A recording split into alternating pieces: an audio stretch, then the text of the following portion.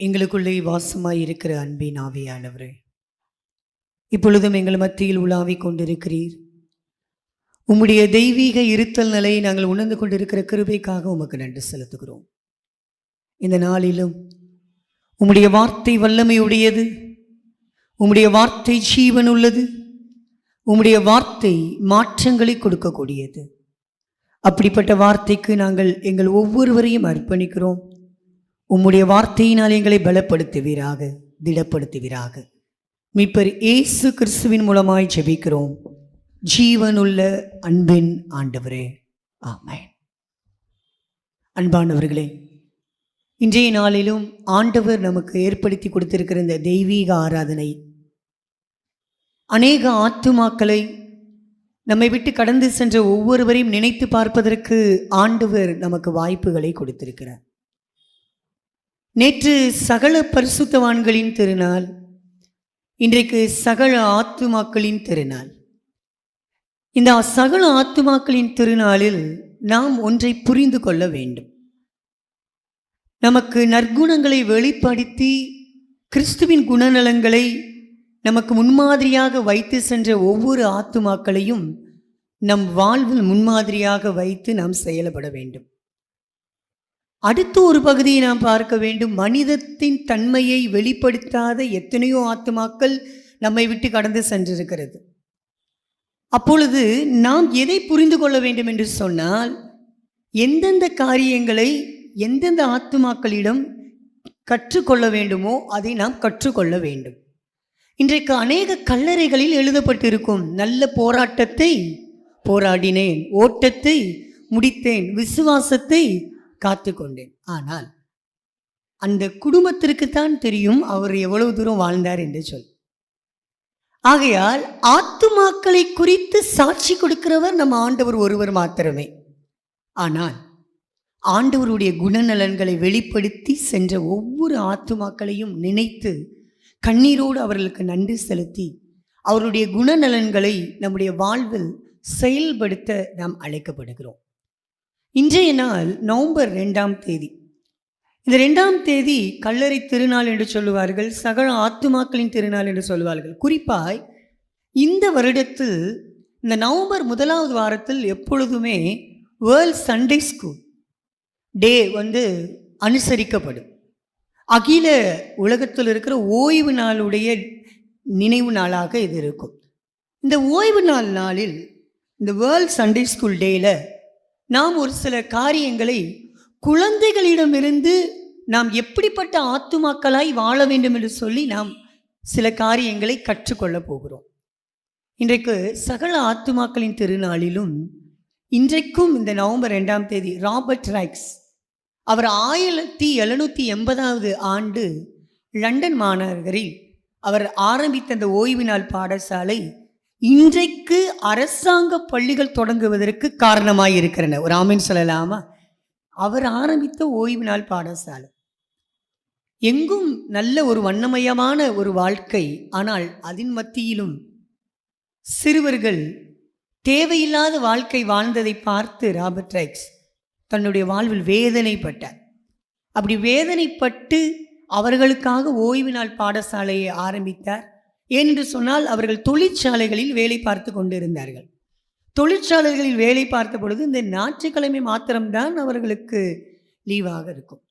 என்ன செய்வார் என்று சொன்னால், காலையிலிருந்து இரவு வரைக்கும் அவர்களை பராமரிக்கிற காரியத்தை செய்தார். அதன் மூலமாக ஏற்பட்டது தான் ஓய்வு நாள் பாடசாலை. அநேக எதிர்ப்புகள், அநேக போராட்டங்கள், அதன் மத்தியிலும் 1820 அவர் 1780 இந்த ஓய்வு நாள் பாடசாலையை ஆரம்பித்தார். ஆனால் அவருடைய ஆத்மாவினுடைய அந்த நினைவு அப்படியே தொடர்ந்து கொண்டே வந்தது. 1820களில் அவர் யார் யார் எதிர்த்தார்களோ அவர்களே அரசாங்க பள்ளிகளை தொடங்க ஆரம்பித்தார்கள். ஆமென். அப்போ ஒவ்வொரு நாளும் ஆண்டவர் சில காரியங்களை நமக்கு கற்றுக் கொடுத்து கொண்டே இருக்கிறார். குறிப்பாய் பிள்ளைகளுக்கு நாம் அநேக காரியங்களை நாம் கற்றுக் கொடுக்க அழைக்கப்படுகிறோம். அவர்களுக்கு சரியான வழிகாட்டுதல் தேவை. அதே போல அந்த வழிகாட்டுதலுக்கு என்ன செய்ய வேண்டும்? ரொம்ப அழகான ஒரு வசனம் நீதிமொழிகளில் 22வது அதிகாரத்தை எல்லோரும் எடுத்துக்கொள்ளுவோம். அதில் 6வது வசனத்தை வாசிக்கலாம். நீதிமொழிகள் 22 6வது வசனம்.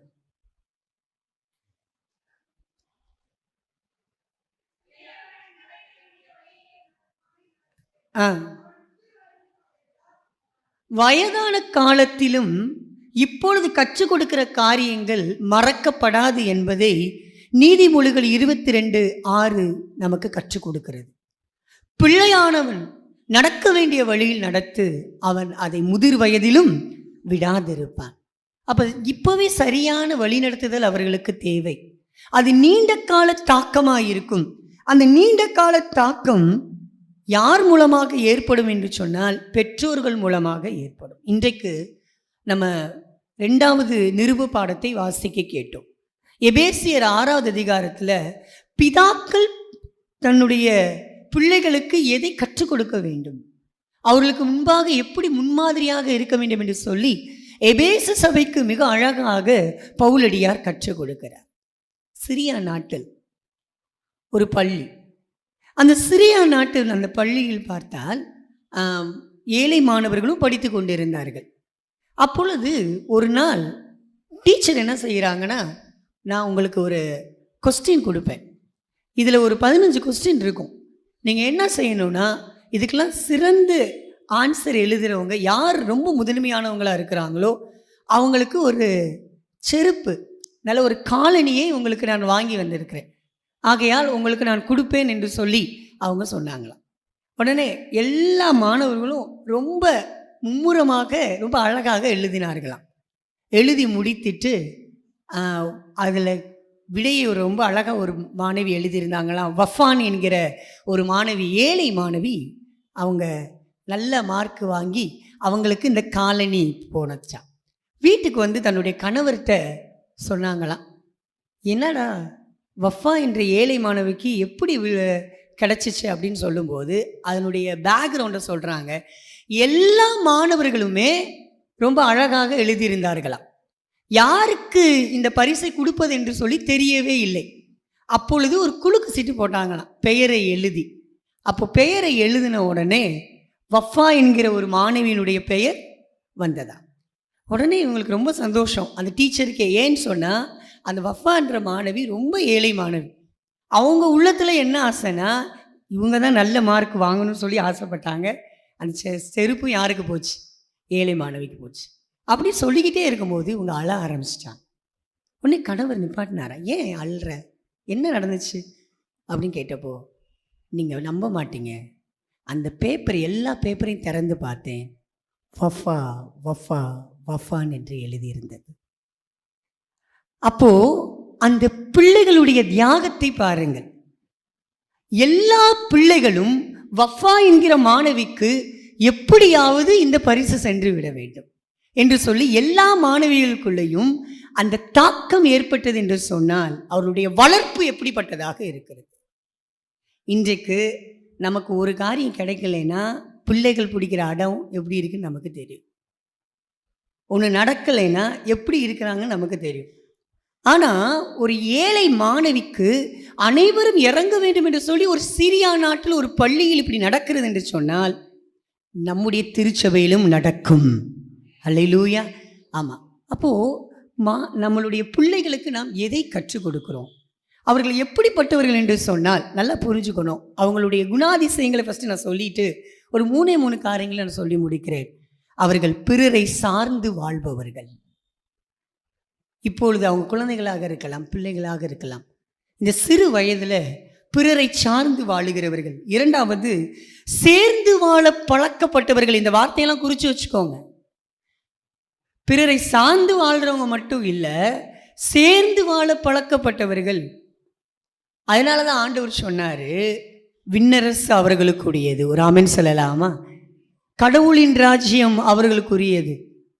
ஏன்னா நான் மட்டும் தனியாக இருக்கிறது கிடையாது, சேர்ந்து வாழ பழக்கப்பட்டவர்கள். அவர்களுக்குள்ளே பிறரை சார்ந்து வாழுகிற ஒரு பண்பு இருக்கிறது. 2வது சேர்ந்து வாழ பழக்கப்பட்டவர்கள். 3வது எளிதில் சோர்ந்து போகாதவர்கள். நீங்கள் மகிழ்விக்கும் அண்ணா சொல்லும்போது பிள்ளைகளுடைய ஆக்டிவிட்டியை பாருங்கள், எப்படி இருப்பாங்க. அவங்களுடைய அந்த எனர்ஜி பார்த்தீங்கன்னா அது நம்மளுக்கு பெரிய கிரேட் ரோல் மாடல். எளிதில் சோர்ந்து போக மாட்டாங்க. இங்கேருந்து விட்டால் அங்கே ஏறிடுவாங்க, இந்த பக்கம் ஓடிடுவாங்க, அந்த பக்கம் ஓடிடுவாங்க. நம்ம பின்னாடி என்ன செய்யணும்? ஓடணும். சரிங்களா? நம்மளுக்கு என்ன இருக்காது? எனர்ஜி இருக்காது, நமக்கு ஸ்ட்ரென்த் இருக்காது. எளிதில் சோர்ந்து போகாதவர்கள், அவங்ககிட்ட நம்ம கற்றுக்கொள்ள வேண்டும். ஃபஸ்ட்டு பிறரை சார்ந்து வாழுகிறவர்கள், இரண்டாவது சேர்ந்து வாழ பழக்கப்பட்டவர்கள், மூன்றாவது அவங்க எளிதில் அவங்கள சோர்ந்து போகவே மாட்டாங்க. அந்த எனர்ஜி அவர்களுக்குள்ளே இருக்கும். அடுத்து ரொம்ப முக்கியமான ஒரு காரியம், அவங்கள்ட்ட பழி வாங்குதல் இருக்காது, அவர்களுக்குள்ளே பகை உணர்வு இருக்காது, அவர்களுக்குள்ளே பொறாமை எண்ணம் இருக்காது. அப்போ பழி வாங்குதல், பகை உணர்வு, பொறாமை என்கிற காரியம் அந்த பிள்ளைகளுக்கு தெரியாது. ஒருவேளை நம்ம சொல்லி கொடுத்தா தெரியும், நான் ஒரு சின்ன ஒரு காரியத்தை சொல்லணும்னு விரும்புகிறேன். என்னுடைய பசுமலையில் நான் காலேஜ் தேர்ட் இயர் படித்து கொண்டு இருக்கும் பொழுது டீச்சர்ஸ் லைன்ற ஒரு லைன் உண்டு. இது நான் குறையாக சொல்லவில்லை, நாம் எதை கற்றுக் கொடுக்குறோம் பிள்ளைகளுக்கு என்பது தான். இதை நான் ஏற்கனவே நம்மளுடைய திருச்சபையில் சொல்லியிருக்கிறேன். என்னென்னா, 2 பேர் சைக்கிள் ஓட்டிகிட்டு இருக்கிறாங்க. அப்போது நான் ரொம்ப நேரமாக அந்த பையனை பார்த்து கொண்டே இருக்கிறேன். ஒரு பையனே ரொம்ப நேரமாக என்ன ஓட்டிகிட்டே இருக்கான்? சைக்கிள் ஓட்டிகிட்டு இருக்கான், குட்டி பையன். ஒரு பையன் தள்ளி விட்டுக்கிட்டே இருக்கான். அவனுக்கு பின்னாடி போய் என்ன செஞ்சுட்டே இருக்கான்? தள்ளி விட்டே இருக்கான். நான் கொஞ்சம் போய் அந்த குட்டி பையன்கிட்ட சொன்னேன், டேய் ரொம்ப நேரமாக அவனே ஓட்டிகிட்டு இருக்கான்டா, கொஞ்ச நேரம் நீ என்ன செய்ய, இறங்கிட்டு அவனை என்ன செய்ய, கொஞ்சம் தள்ள சொல்லிட்டு நீ ஓட்டலாமே, அப்படி நீ இப்போ அவனுக்கு இடம் கொடுக்கலாமேன்னு சொன்னப்போ அவன் சொன்னான், எனக்கு ரொம்ப தூக்கி வாரி போட்டுச்சு. கிறிஸ்டியன் பாய், அவனை சைக்கிளில் உட்கார விடக்கூடாதுன்னு எங்கள் அம்மா சொல்லியிருக்காங்க.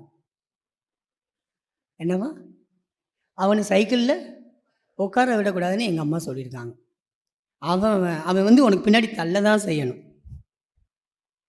ஸோ நம்ம எதை ரிஃப்ளெக்ட் பண்ணுறோமோ அதை தான் பிள்ளைகளும் ரிஃப்ளெக்ட் பண்ணுவாங்க. எதை கற்றுக் கொடுக்குறோமோ அதை தான் பிள்ளைகளும் செய்வார்கள். ஆகையால் ரொம்ப கவனமாக அவர்களுக்கு நாம் கற்றுக் கொடுக்க வேண்டும். பிறரை சார்ந்து வாழுகிறவர்கள், சேர்ந்து வாழ பழக்கப்பட்டவர்கள், எளிதில் சோர்ந்து போகாதவர்கள், அவர்களுக்கு பழி வாங்குதல் தெரியாது, பொறாமை தெரியாது, பகை உணர்வு இருக்காது. அவர்களை அவர்களாகவே வாழ விட வேண்டும். ஐயா ஒரு தடவை, போன தடவை ஐயா சொல்லும் போது சொன்னாங்க, போன தடவை நல்லா ஞாபகம் இருக்குன்னு நினைக்கிற வேர்ல்ட் சண்டே ஸ்கூல் ஐயா தான் பிரசங்கம் பண்ணாங்க. சொன்னாங்க, அவர்களை அவர்களாகவே விட்டு விடுங்கள், அவர்களுக்குரிய மதிப்பை அவர்களுக்கென்று நீங்கள் கொடுத்து விடுங்கள். நம்ம சில காரியங்கள் கற்றுக் கொடுக்கும்போது கவனமாக கற்றுக் கொடுக்க வேண்டும். அடுத்து ரொம்ப முக்கியம், உள்ளதை உள்ளவாறு என்ன சொல்லி விடுவார்கள்? சொல்லிடுவாங்க. அவங்ககிட்ட ரொம்ப கவனமாக பேசணும். இங்கே என்ன பேசுகிறோமோ அங்கே போய் அப்படியே கரெக்டாக அக்யூரேட்டாக மாறாமல் பெறலாமல் ஒரு சின்ன குட்டி வார்த்தையாக இருந்தால் கூட ரொம்ப அழகாக சொல்லிடுவாங்க. அதனால் இந்த குவாலிட்டிலாம் அவங்ககிட்ட இருக்குது, சொல்கிறத அப்படியே போய் சொல்லிடுவாங்க. அப்போது இந்த விதமான சூழ்நிலையில் பிள்ளைகளை நாம் எவ்வாறாக வளர்க்க வேண்டும்? ஆண்டவர் சொல்லுகிறார், இப்பேற்பட்ட பிள்ளைகளை பார்த்து மார்க்கு 9வது அதிகாரத்தை எடுத்துக்கொள்ளலாம். 37வது வசனத்தை வாசிக்கலாம். மார்க்கு 9வது அதிகாரம் 37வது வசனத்தை வாசிக்கலாம்.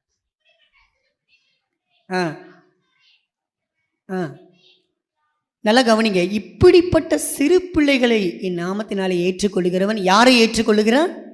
என்னை ஏற்றுக்கொள்ளுகிறான். என்னை ஏற்றுக்கொள்ளுகிறவன் என்னை அல்ல, என்னை அனுப்புனவரையே.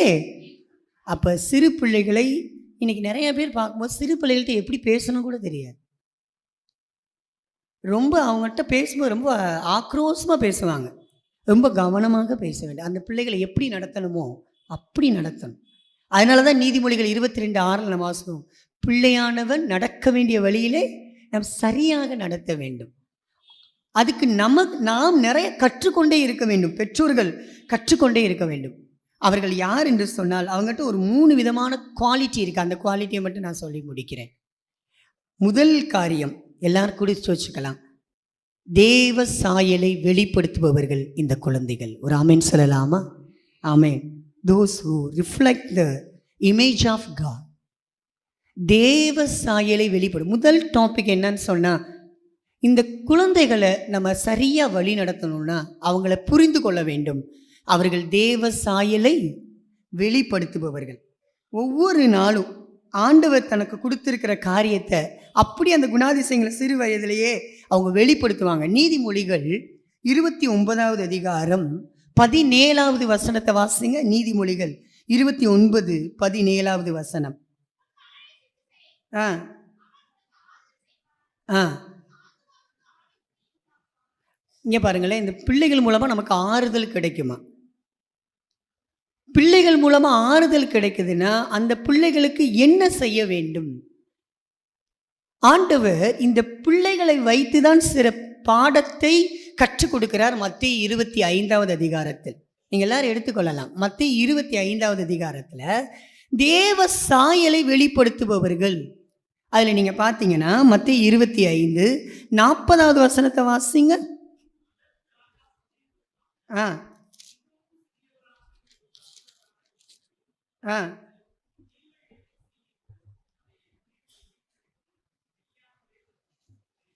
நல்லா கவனிக்கணும். தேவ சாயலை வெளிப்படுத்த வேண்டும். இவர்கள் மூலமாய் நாம் கற்றுக்கொள்ள வேண்டியது என்னன்னு சொன்னால், இந்த சிறியரில் நீங்கள் எதை செய்தீர்களோ அதை எனக்கே செய்தீர்கள். அவங்ககிட்ட ரொம்ப முக்கியமான ஒரு காரியம், இந்த வசனத்திற்கும் அவங்களுக்கும் என்ன பொருத்தம் அப்படின்னு சொன்னால், எதையும் எதிர்பாராது உதவி செய்பவர்கள். ஒரு ஆமேன்னு சொல்லலாமா? அவங்ககிட்ட கேட்டுட்டா அப்படியே கொடுத்துருவாங்க. என்ன பொருள் இருக்குன்னா தெரியாது, ஒரு கோல்டு கூட கொடுங்க, அவங்களுக்கு கோல்டுனா கூட தெரியாது. அப்போது இந்த சகல ஆத்துமாக்களின் திருநாளில் நம்ம முதலாவது கற்றுக்கொள்ள வேண்டிய காரியம் என்னன்னு சொன்னால், எதையும் எதிர்பாராது பிறருக்கு உதவி செய்ய வேண்டும். ஒருத்தவங்க செய்வாங்கன்றதுக்காக நம்ம செய்யக்கூடாது. இன்னைக்கு நம்ம அப்படி செய்கிற ஒரு காரியம் இருக்குது. இவங்க எனக்கு இவ்வளோ செஞ்சால் அவ்வளோ செய்வாங்கன்னு எதையும் எதிர்பாராது உதவி செய்கிற ஒரு மனப்பக்குவம். குழந்தைகள்கிட்ட முதல் நான் ரொம்ப நேரம் யோசிச்சுட்டே இருந்தேன். அவங்கள்ட்ட என்ன ரொம்ப பயங்கரமான ஒரு குணம்னா, கேட்டால் அப்படியே கொடுத்துருவாங்க. நீங்கள் பழக்கப்பட்டிருந்தீங்கன்னா தெரியும். ஏதாவது சாப்பிட்டுட்டு இருக்காங்கன்னு வச்சுக்கோங்களேன், நான் சொல்ல ஃபஸ்ட்டு தடவை அவங்க எதையும் எதிர்பாராமல் என்ன செஞ்சுருவாங்க, கொடுத்துருவாங்க. சரிங்களா?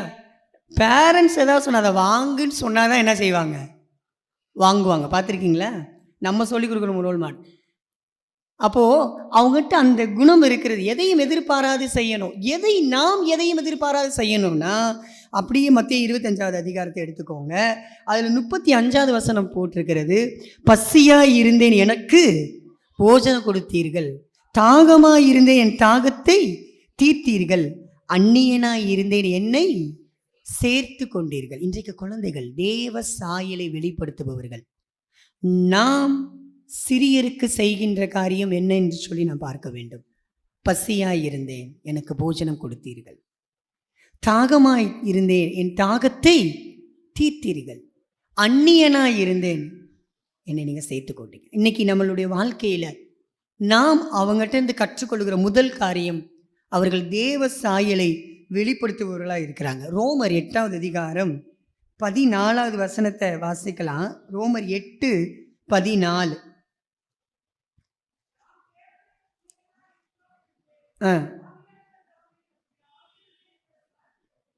நல்லா கவனிங்க. நாம் தேவனுடைய பிள்ளைகளாக இருக்கிறோம் என்று சொல்லி யார் சாட்சி கொடுக்குறாங்களா? ஆவியானவர். அப்போ ஆவியானவரால் வழி நடத்தப்படுகிற ஒரு அனுபவம். நம்ம தினைக்கு ஜெபம் பண்ணும்போது, என் பிள்ளைகள்கிட்ட நான் சில காரியங்களை சொல்லி கொடுக்குறேன், அவங்க வெளிப்படுத்தலைன்னு சொன்னால், நீங்கள் ஆவியானுடைய கரத்தில் ஒப்பு கொடுக்கணும் பிள்ளைகளை. ஒரு ஆமேன்னு சொல்லலாமா? ஆமேன். ஆமாம், ஆவியானவருடைய கரத்தில் ஒப்பு கொடுக்கணும். போராடாதீங்க. ஆவியானவர் எங்கே உண்டோ அங்கே என்ன உண்டு? விடுதலை உண்டு. ஆமாம், இன்னைக்கும் சின்ன வயசில் ஸ்கூல் டீச்சராக இருக்கிறவங்க, பிரின்ஸிபலாக இருக்கிறவங்களுக்கு தெரியும், பையங்க சின்ன வயசில் கணேஷ் புகையிலேயே வாயில் வச்சுட்டு உட்காந்துருக்காங்க. இன்றைக்கி இந்த கிறிஸ்தவங்களாக இருக்கிற பலர் பெரியவங்க அதெல்லாம் செஞ்சுட்டே வந்து கம்யூனியன் வாங்குவாங்க. கவனம், எச்சரிக்கை. இன்னைக்கு ஆண்டவர் பேசுகிறார். நம்ம கற்றுக் கொடுக்கிற காரியங்கள் தான். ஆண்டவருடைய திருவிருந்து என்பது சும்மா சாதாரணம் கிடையாது. அப்போது ஆண்டவருடைய சமூகத்தில் வந்து முழங்கால் படியிடும்போது, ஒரு காரியத்தை செய்யும்போது தேவ சாயலை வெளிப்படுத்த வேண்டும். சிறுவர்கள் தேவ சாயலை வெளிப்படுத்துபவர்கள். நம்ம எதை சொல்லி கொடுக்குறோமோ அதை அப்படியே செய்கிறவர்கள். இன்னைக்கு எவ்வளோ ஹெச்எம்ஸ், எவ்வளோ டீச்சர்ஸ் கஷ்டப்படுறாங்க தெரியுமா? அவங்களால சொல்லக்கூட முடியலை. ரொம்ப கஷ்டமான ஒரு காலகட்டத்தில் நாம் வாழ்ந்து கொண்டு இருக்கிறோம். அப்போ இந்த சூழ்நிலையை முதலாவது நாம் புரிந்து கொள்ள வேண்டும். அவங்ககிட்டருந்து நாம் கற்றுக்கொள்ள வேண்டிய ஒரு காரியம், தேவ சாயலை வெளிப்படுத்துகிறவர்கள். அப்போ முதலாவது, நான் எவ்வளவு தூரம் தேவ சாயலை வெளிப்படுத்துகிறேன்? இப்படி தேவ சாயலை வெளிப்படுத்துகிற பிள்ளைகளை பாவத்தில் விழ செய்கிறவர்கள், அவங்களுக்கு ஒரு தண்டனை இருக்குதான். எல்லாரும் எடுத்துக்கோங்க, மத்தேயு 18வது அதிகாரத்தை எடுத்துக்கோங்க. அவங்களுக்கு சரியானதை சொல்லி கொடுக்கலைன்னா 18வது அதிகாரம் 6வது வசனத்திலிருந்து வாசிங்க.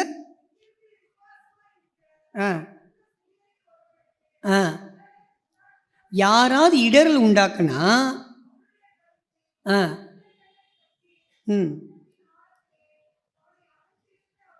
நலமாயிருக்கும். தயவு செய்து அவங்க தேவ சாயலை வெளிப்படுத்துகிறாங்கன்னா அவங்கள தயவு செய்து தடை பண்ணாதீங்க. நல்ல காரியத்தை செய்கிறாங்க, உங்ககிட்ட அந்த குணம் இல்லைன்னா, என்கிட்ட அந்த குணம் இல்லைன்னா, அந்த பிள்ளைகள்கிட்ட அந்த குணம் இருக்குன்னா அவங்கள குறித்து பெருமை பாராட்டணும். ஓகே, அந்த பிள்ளைகள் அதை வெளிப்படுத்துகிறாங்க, நானும் செய்ய வேண்டும். நிறைய நேரங்கள் அவர்கள் நம்மகிட்ட இருந்து கற்றுக்கணும் நம்ம நினைக்கிறோம். இல்லை இல்லை இல்லை, அவங்ககிட்ட தான் நம்ம கற்றுக்கணும். எதையும் எதிர்பாராது உதவி செய்பவர்கள் சிறுவர்கள், எதையும் எதிர்பாராது செய்பவர்கள். அப்போ தேவ சாயலை வெளிப்படுத்துபவர்கள் குழந்தைகள். அவர்களிடமிருந்து நாம் கற்றுக்கொள்ள வேண்டும். இந்த சிறியரில் எதை செய்தீர்களோ அதே எனக்கே. ஆண்டவருக்கு நாம் ஒரு காரியத்தை செய்கிறோம் என்பதை நாம் மறந்துவிடக்கூடாது. ரெண்டாவது, அவர்கள் எப்படிப்பட்டவர்கள் என்று சொன்னால், மத்தேயு 18வது அதிகாரத்தை எடுத்துக்கொள்வோம். அதில் 1லிருந்து 5 வசனம் வரைக்கும் வாசிங்க. 18வது அதிகாரம் 1லிருந்து 5 வசனம்.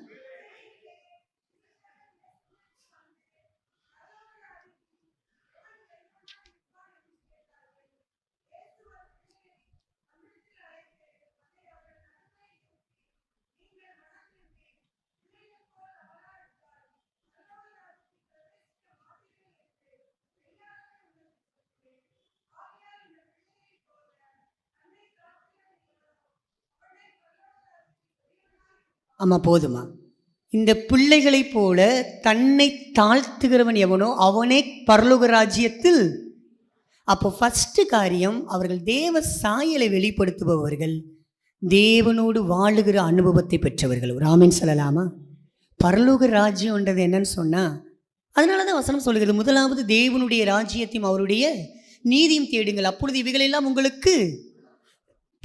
தேவ ராஜ்யம்னா என்ன? அவரோடு கூட இருக்கிற ஒரு அனுபவம், அவரோடு கூட வாழுகிற ஒரு அனுபவம். ரொம்ப பெரிய வார்த்தை அல்ல, இறை ஆளுகைன்னு சொல்லுவாங்க. இப்போ இறை எல்லாம் புது வார்த்தை சொல்லியிருக்காங்க, ரெயின் ஆஃப் காட், இறை ஆளுகை. ஒரு காலத்தில் இறை அரசல் இருந்துச்சு, ஒரு காலத்தில் கடவுளின் ராஜ்யம் என்று சொல்லி இருந்தது. ஆனால் இப்போ ரெயின் ஆஃப் காட், இறை ஆளுகை. அவர்கள் இறை ஆளுகைக்குள்ளாக இருக்கிறார்கள். அப்போ தேவனோடு வாழ தகுதிப்பட்டவர்கள். அதில் கேட்குறாங்க, இந்த காரியத்தில் யார் பெரியவங்க? சுற்றி நிற்கிறவங்களை பார்த்து ஆண்டவர் சொல்கிறாரு, இந்த சிறியவர்களைப் போல உன்னை தாழ்த்தலைனா நீ பரலோக ராஜ்யத்திற்குள்ளே வரவே முடியாது. அப்படி ஏன் அவங்க தேவனோட வாழ தகுதி பெற்றவங்க? கடவுளின் ராஜ்யம் ஏன் அவனுக்குன்னா, அவங்கள நம்ம கட்டாயப்படுத்தினா அப்படியே இருப்பாங்க. பார்த்துருக்கீங்களா? நம்ம ஒரு காரியத்தை கட்டாயப்படுத்தினா அவங்களால மாறவே முடியாது. இப்படித்தான் இருக்கணும்னு சொன்னால் அவங்களால மாறவே முடியாது. அந்த சார்பு நிலையிலிருந்து அவங்களால விடுதலையாகவே முடியாது. நம்மளாம் விடுதலை ஆனாதான். அப்படி ஆண்டவர்கிட்ட அவங்க இருக்கணும்னு சொல்லி ஆண்டவர் சொல்கிறார். நம்மளை பார்த்து ஆண்டவர் சொல்கிறாரு, நீ எனக்குள்ள அப்படி இருக்கணும், கடவுளின் ராஜ்யத்திற்குள்ள கஷ்டப்பட்டு இருக்கணும். உண்மைதான், கஷ்டமாக தான் இருக்கும். சிறு பிள்ளைகளுக்கு இப்போ கற்றுக் கொடுக்கும்போது ரொம்ப கஷ்டமாக இருக்கும். ஆனால் எத்தனையோ சாட்சியை கேட்டிருக்கிறோம். அவங்க சொல்லுவாங்க, எங்கள் அப்பா அம்மா முழங்கால் போட்டு பைபிள் வாசிக்க சொல்லுவாங்க. பைபிள் வாசித்தான ஞாயிற்றுக்கிழமை என்ன கிடைக்கும்? சாப்பாடு கிடைச்ச காலங்கள் உண்டு. சரிங்களா? ஒப்பிக்க சொல்லுவாங்க, இவ்வளோ சங்கீதத்தை ஒப்பிக்கணும், இவ்வளோ இதில் இருந்துச்சு. இப்போலாம் மாறிடுச்சு, எல்லாமே மாறிட்டு போகுதுல்ல. அப்போது கட்டாயத்திற்கு உட்பட்டவர்கள் சிறுவர்கள். முதலாவது எதையும் எதிர்பாராதவர்கள். இரண்டாவது அவங்கள்ட்ட ஒரு கட்டாயம் இருக்குது. நீங்கள் பார்த்துருக்கிறீங்களா? துப்புரவு பணியாளரை கொஞ்சம் யோசித்து பாருங்கள். அவங்கள நீங்கள் நம்ம தான் கட்டாயப்படுத்துவோம். குப்பை எடுக்கணும், இல்லைன்னா அந்த குப்பை அப்படியே தான் இருக்கும். பார்த்துருக்கீங்களா? அந்த குப்பை அப்படியே தான் இருக்கும். சின்ன எக்ஸாம்பிள் தான் சொல்கிறேன். அந்த குப்பையை எடுக்கிற வரைக்கும் அவங்க தான் எடுக்கணும், அவங்க தான் செய்யணும். இன்னைக்கு ஆண்டவர் நம்ம கற்றுக் கொடுக்கிறார், மற்றவங்க தான் இதை செய்யணும் கிடையாது. இன்னைக்கு நம்மை ஆண்டவர் என்ன சொல்றாருன்னா, நீ எனக்குள்ளாக வாழ வேண்டும். அவங்களுடைய இதெல்லாம் மாற்றவே முடியாது, அவங்களுடைய காரியத்தை மாற்றவே முடியாது. இன்னைக்கு இருக்கிற இந்த உலகத்தில் அவங்களுடைய தொழில்களை வைத்து பிரித்து வைத்திருக்கிறோம். இப்படி தான் அவங்க செய்யணும், அவங்கள விடுதலையே ஆக்க முடியாது. ஆனால் அவர்கள் தான் கடவுளுக்குரியவர்கள். ஒரு ஆமென் சொல்லலாமா? ஏன்னா அவங்க காரியத்தை அவங்க சரியாக செய்து கொண்டிருக்கிறார்கள். இன்னைக்கு ஆண்டவர் நமக்கு ஒரு சமூக சிந்தனையோடு கூட இந்த வார்த்தையை நம்ம கூட பேசுகிறார். முதலாவது, குழந்தைகளிடம் இருந்து எதையும் எதிர்பார்க்காத உதவி செய்யணும்னு சொன்னா தேவ சாயலை அவர்கள் வெளிப்படுத்தி கொண்டே இருக்கிறார்கள். யார் தேவனோடு வாழ முடியும்னு சொன்னா, கட்டாயம் கிறிஸ்தவ வாழ்வு என்பது சார்ந்துதான் வாழ்ந்தாகணும். சார்ந்து வாழுகிற கூட்டம் அமைப்பு தான். இல்லை நான் மட்டும்தான் இருப்பேன்னு சொன்னா முடியவே முடியாது. இங்கே இடம் கிடையாது. பரலோக ராஜ்யத்தில் எல்லாரும் சேர்ந்து வாழணும், எல்லாரும் இணைஞ்சு வாழணும். ஆண்டவர் இந்த கட்டாயத்தை ஏற்படுத்துகிறார். இன்னைக்கு திருச்சபைன்னு சொல்ல, ஒரு சபைனா இன்னைக்கு ஏன் திரு என்கிற வார்த்தை கொடுத்துருக்கோம் தெரியுமா? திரு குடும்பங்கள் அடங்கியது திருச்சபை. ஒரு ஆமென் சொல்லலாமா? திரு குடும்பங்கள் அடங்கியது. அதில் யார் பெரியவன்? நீ பெரியவன். அதனால தான் அந்த கேள்வி கேட்குறாங்க, இதில் யார் பெரியவன் பரலோக ராஜ்யத்தில்? ஆண்டவர் சொல்கிறார், பரலோக ராஜ்யத்தில் யார் பெரியவங்க சின்னவங்களாம் கிடையாது, தன்னைத்தான் தாழ்த்துகிறவர்களோ பெரியவங்க. இன்னைக்கு ஆண்டவர் நம்ம கூட சில காரியங்களை பேசுகிறார். ஓகே, இன்னைக்கு நான் நிறைய நேரங்களில் பார்க்கணும், நம்ம டீயை குடிச்சிட்டு கிளாஸ் அப்படியே உள்ளே வச்சுட்டு போயிடுவாங்க. அதை யாராவது வந்து எடுப்பாங்க. நம்ம தான் டீ குடிச்சிருப்போம். அது சபையாக இருக்கட்டும், ஃபேமிலியாக இருக்கட்டும். எங்கள் அம்மா முன்னாடி உட்காந்துருக்காங்க, அவங்களுக்கு தெரியும். இப்போ கொஞ்சம் மாறிட்டு வரேன் நான், சரிங்களா? தட்டு கழுவுனா தட்டை கூட என்ன செய்கிறது இல்லை, எடுக்கிறது இல்லை, சரிங்களா? அதில் கருவேப்பிலை இருக்கும், எல்லாமே இருக்கும். ஓகே, அதை தான் போய் அவங்க தான் எடுத்து போடணும் எல்லாமே. இது நிதர்சனமான உண்மை. இன்னைக்கு கொஞ்சம் யோசித்து பாருங்க. இன்னைக்கு பிள்ளைகள் உட்காந்துருக்கீங்க, வாலிப பிள்ளைகள் உட்காந்துருக்கீங்க. பெற்றோருக்கு நம்ம எவ்வளோ தூரம் அவங்களை நம்ம கனப்படுத்தும். அப்போ ரெண்டாவது, தேவனோடு வாழ கற்றுக்கொண்டவர்கள் பிள்ளைகள், குழந்தைகள். மூன்றாவது, கடைசியாய் ஒரு காரியத்தை சொல்லி முடிக்கிறேன். அவர்கள் எப்பொழுதும் தேவனுடைய ஆசீர்வாதத்திற்கு உரியவர்களாக இருக்கிறாங்க. இங்கே வாசிக்கலாம், மார்க்கு 10வது அதிகாரம் 16வது வசனத்தை வாசிக்கலாம். மார்க்கு 10வது அதிகாரம் 16வது வசனம். நல்லா கவனிங்க. அவர்களை அணைத்து கொண்டார், அவர்கள் மேலே என்ன வைத்தாரா? கைகளை வைத்து அவர்களை 3வது என்ன செஞ்சாரா? ஆசீர்வதித்தார். அப்போது பிள்ளைகள் ஆசீர்வாதத்திற்கு உரியவர்கள். ஒரு ஆமென் சொல்லலாமா? அதான் ஏசாயா 54வது அதிகாரம் 13வது வசனம் சொல்லுகிறது, உன் பிள்ளைகள் எல்லாரும் கர்த்தரால் போதிக்கப்பட்டிருப்பார்கள். அப்போது கர்த்தரால் போதிக்கப்பட்டிருந்தா அந்த ஆசீர்வாதம் அவங்களுக்கு இருக்கும், அந்த ஆசீர்வாதம் அவங்களுக்கு இருக்கும். இன்னைக்கு நம்ம கொஞ்சம் யோசித்து பார்ப்போம். தேவனின் ஆசீர்வாதம் அவர்கள் மேலே இருக்கிறது. ஒவ்வொரு நாளும் அவங்க மேலே இருக்குது. நீங்கள் பிள்ளைகளை பார்க்கும் போதெல்லாம் கடவுள் தந்த பரிசு. ஆமென். பிள்ளைகளை பார்க்கும் போதெல்லாம் ஓகே, அவங்களுக்கு எல்லா விதமான, ஆனால் கவனமாக அவர்களை வளர்க்க அழைக்கப்பட்டு இருக்கிறோம். உபாகம் 6வது அதிகாரத்தில், நீ படுத்திருக்கிற பொழுதும், எழுந்திருக்கிற பொழுதும், உட்கார்ந்து இருக்கிற பொழுதும், நடக்கிற பொழுதும் கர்த்தருடைய வார்த்தையை குறித்து கவனமாக அவர்களோடு கூட பேசு, கர்த்தரை மறவாதபடிக்கு எச்சரிக்கையாயிரு என்று சொல்லி கற்றுக்கொடு. ஏன்னு சொன்னா கர்த்தருடைய ஆசீர்வாதம் அவர்கள் மேல் இருக்கிறது. அப்ப தேவ சாயலை வெளிப்படுத்துபவர்கள், தேவனோடு வாழ கற்றுக்கொண்டவர்கள். மூன்றாவது, தேவனுடைய ஆசீர்வாதத்திற்குரியவர்கள் இந்த பிள்ளைகள். மத்தேயு 18வது அதிகாரம் 10வது வசனத்தை மட்டும் நம்ம வாசிக்கலாமா? 18:10.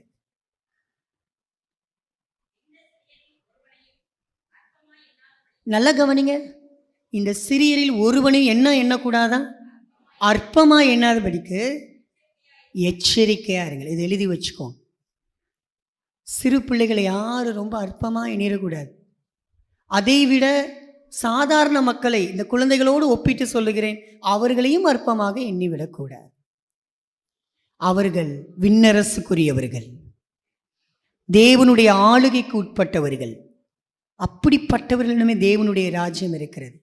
அநேக காரியங்களை நம் வாழ்வில் நாம் தானமாக கொடுக்கலாம். பக்கத்தில் இருக்கிறவங்களுக்கு பக்கத்தில் பார்க்குற ஒரு நபருக்கு நம்ம உதவி செய்யலைன்னா தேவனுடைய ஆசீர்வாதம் நமக்கு இருக்காது. தேவனுடைய ஆசீர்வாதத்திற்குரியவர்கள் பிள்ளைகள். இந்த 3 வார்த்தையை மறக்காதீங்க. மேரி என்கிற ஒரு மாணவி ஹாஸ்டலில் படித்தாங்க. அந்த மேரி என்கிற மாணவி தாயை இழந்து தந்தையை இழந்து இந்த ஹாஸ்டலில் படிச்சுட்டு இருக்கும்போது சாயங்கால நேரத்தில் ஸ்டடிக்கு முன்னாடி ஒரு ப்ரேயர் நேரம் இருக்கும். அந்த ப்ரேயர் நேரத்துக்கு அப்புறம் கொஞ்சம் ஸ்நாக்ஸ்லாம் கொடுப்பாங்க. அந்த நேரத்தில் இந்த மேரி என்ன செய்யும்னா தினைக்கும் ஓடி போய் அந்த ஹாஸ்டலுக்கு வெளியில் இருக்கிற கதவுக்கு கீழே ஒரு பேப்பரில் எழுதி கீழே போடுமா. இப்படி தினைக்கும் செஞ்சுக்கிட்டே இருந்துச்சான் அந்த மேரி பாப்பா. ஏன் இப்படி செய்யுது? அந்த குழந்தை அப்பா இல்லை அம்மா இல்லை. ஆனால் அந்த சாயங்கால நேரம் வேகமாக அந்த மாலை நேரத்தில் போய் அந்த கதவுக்கு வெளியில் தினைக்கு எழுதி போட்டு இருந்துச்சு. ஒரு நாள் ஹாஸ்டல் வார்டன் வஞ்சிங்க வா என்ன செய்கிற, தினைக்கு என்ன செய்கிற அப்படின்னு சொல்லிட்டு இந்த பேப்பரை எழுதிட்டு போகும்போது பிடிச்சிட்டாங்க. அந்த பேப்பரில் என்ன எழுதிருந்துச்சு தெரியுமா? இந்த பேப்பரை யார் பார்க்குறீங்களோ அவங்கள நான் ரொம்ப நேசிக்கிறேன், என்னை நேசிக்க யாரும் இல்லை. இந்த குழந்தைகளை நேசிக்க இன்றைக்கு யாருமே இல்லை. அதனால் ரொம்ப கவனமாக அந்த பிள்ளைகளை நடத்துங்கள். இன்றைக்கி எத்தனையோ பிள்ளைகள் கைவிடப்பட்டு இருக்கிறாங்க. தேவ சாயலை வெளிப்படுத்தி தேவனோடு கூட வாழ்ந்து தேவனுடைய ஆசீர்வாதத்தை பெறக்கூடியவர்கள். அப்படிப்பட்டவர்களுக்காக ஜெபிப்போமா? கண்களை மூடுவோம். எங்களை மிகவும் அதிகமாய் நேசிக்கிற அன்பின் ஆண்டவரே, இன்றைக்கு இந்த வார்த்தை எங்களுக்கானது ஆண்டவரே. உம்முடைய வார்த்தையை கேட்ட நாங்கள் அதன்படி வாழ நீர் எங்களுக்கு உதவி செய்வீராக. மீட்பர் இயேசு கிறிஸ்துவின் மூலமாய் ஜெபிக்கிறோம் ஜீவனுள்ள அன்பின் ஆண்டவரே, ஆமென். ஆண்டவருடைய சமூகத்தில் நன்றி பெருக்கோடு திருப்பந்திலே பங்கு பெற்றிருக்கிற நாம் ஆண்டவருடைய கரத்திலிருந்து பெற்றுக்கொண்ட எல்லா மேன்மையான உபகாரங்களுக்காக நாம் மனதார நன்றி செலுத்துவோம். 10 மாத காலமாக ஆண்டவர் நம்மை ஒரு தாயைப் போல தந்தையைப் போல தோளிலும் ஆண்டவருடைய மடியிலும் சீராட்டப்பட்டு நாம் வழிநடத்தி வந்திருக்கிறோம். ஆண்டவர் நம்முடைய தேவைகளை சந்தித்த நாட்கள், நம்முடைய மன்றாட்டுகளுக்கு பதில் கொடுத்த நேரங்கள், நம்முடைய பலவீனங்களின் மத்தியிலே ஆண்டவருடைய கரத்திலிருந்து பெற்றுக்கொண்ட சுகபலன் ஜீவன், இவள் எல்லாவற்றையும் நினைத்து ஆண்டவரே நாங்கள் உமக்கு நன்றி செலுத்துகிறோம் என்று சொல்லி மனதார நாம் ஆண்டவருக்கு நாம் நன்றி செலுத்துவோம். இந்த 11வது மாதத்தை காண கிருபை செய்திருக்கிற ஆண்டவர் இந்த 11வது மாதம் முழுவதுமாகவும் அடுத்த 12வது மாதத்திலும் நாம் பண்டிகையின் ஆயத்தங்கள் எல்லாவற்றையும் ஆண்டவர் ஆசீர்வதிக்க வேண்டும் என சொல்லி, ஆண்டவரே இந்த மாதம் முழுவதும் என்னை கரம் பிடித்து வழிநடத்தும் ஆண்டவரே என சொல்லி ஆண்டவருடைய வல்ல கரத்திற்குள் நம்மை தாழ்த்துவோம். யாரேனும் கண்ணீரோடும் பெருமூச்சுக்களோடும் ஆண்டவருடைய சமூகத்தில் நாம் இன்னைக்கு வந்திருந்தோம் என்றால், அவர் உங்களை விசாரிக்கிறவரானபடினாலே உங்கள் கவலைகளை அவர் மேல் வைத்து விடுங்கள் என்ற வேத வார்த்தையின்படியாய், ஆண்டவரே என்னை விசாரிக்கிற ஆண்டவருடைய பாதத்திலே என் பாரங்களை, என் குடும்பத்தின் பிரச்சனைகளை, என்னுடைய சரீரத்தின் பலவீனங்களை, என் வாழ்க்கையில நம்பிக்கையற்று இருக்கிற சூழ்நிலைகளை, என் எதிர்கால வாழ்க்கையை நான் அப்படியே நம்பிக்கையோடு இறக்கி வைக்கிறேன் சுவாமி. என்னை கரம் பிடித்து வழிநடத்தி எனக்கு ஒரு பாதை திறந்து தாரும் ஆண்டவரே. பண்டக சாலையிலிருந்து எனக்காக ஒரு காற்றை அனுப்புங்க ஆண்டவரே என சொல்லி ஆண்டவருடைய சமூகத்திலே நாம் மன்றாடி நாம் நிற்போம். மகா இரக்கமும் கிருபை நிறைந்த எங்கள் அன்பின் தகப்பனே, 10 மாதங்களை கழித்து இந்த புதிய மாதத்தின் துவக்கத்திலே உம்முடைய திருப்பந்திலே மனநிறைவோடு பங்கேற்க நீர் கொடுத்த எல்லா தயவுக்காய் நன்றி செலுத்துகிறோம். கர்த்தாவே, உம்முடைய தெய்வீக கருத்துக்குள்ளாக எங்கள் திருச்சபையின் ஒவ்வொரு குடும்பத்தையும் அர்ப்பணிக்கிறோம் அப்பா. 10 மாத காலங்கள் நீர் தோளில் சுமந்து வந்த நாட்களை நினைத்து நாங்கள் நன்றி செலுத்துகிறோம். கண்டிருக்கின்ற இந்த புதிய மாதத்தையும் காணப்போகிற பண்டிகை நாட்களையும் எங்களுக்கு ஆசீர்வதித்து ஆண்டவரே எங்களுக்கு எல்லா தேவைகளையும் சந்தித்து மன மகிழ்ச்சியோடு கூட தேவனுடைய சமூகத்தில் வந்து தேவனை ஆராதிக்க நீர் கிருபை தரும்படியாய் நாங்கள் ஜெபிக்கிறோம். ஆண்டவரே, இந்த நாளிலும் கூட சுவாமி சுகவீனமாயிருக்கிற பிள்ளைகள் யாரிடம் இருந்தால் அவளை உடைய கரத்திலே நாங்கள் ஒப்பு கொடுத்து நாங்கள் செபிக்கிறோம். அவருடைய பலவீனங்களை மாற்றி தரும்படியாய் நாங்கள் செபிக்கிறோம். கண்ணீரோடு யாரேனும் வந்திருந்தால் என் தேவன் தாமே கண்ணீரை துடைத்து தரும்படியாய் நாங்கள் செபிக்கிறோம். எதிர்காலத்தை குறித்து ஆண்டவருடைய பரத்திலே தங்களை அர்ப்பணித்து வந்திருந்தால், ஆண்டவரே பாதை காட்டு மாயகோவா, பரதேசியான எங்கள் வாழ்வில் ஒரு அடியை நீர் எடுத்து வைத்து ஆண்டவரே நீர் எங்கள் கிருபை தரும்படியாய் நாங்கள் மன்றாடுகிறோம். ஆண்டவரே கற்பத்தின் கனியை சுமந்திருக்கிற பிள்ளைகளுக்காக நாங்கள் செபிக்கிறோம். கர்த்தாவே கிருபையாய் இறங்கி பிரசவத்திலே உம்முடைய பிரசன்னம் அவர்களோடு கூட இருந்து வழிநடத்தும்படியாய் நாங்கள் செபிக்கிறோம். அப்பா, கடந்த வாரத்திலே நல்ல பிரசவத்தை தந்த ஜென்னிக்காக நாங்கள் நன்றி செலுத்துகிறோம். தாயின் செய் நீர் பிரித்தெடுத்து கொடுத்ததற்காக சொத்திருக்கிறோம். அப்பா, தொடர்ந்து பிள்ளைகளை ஆசீர்வதிப்பீராக. கற்பத்தின் கனிக்காய் காத்திருக்கிற பிள்ளைகள் உண்டு சுவாமி.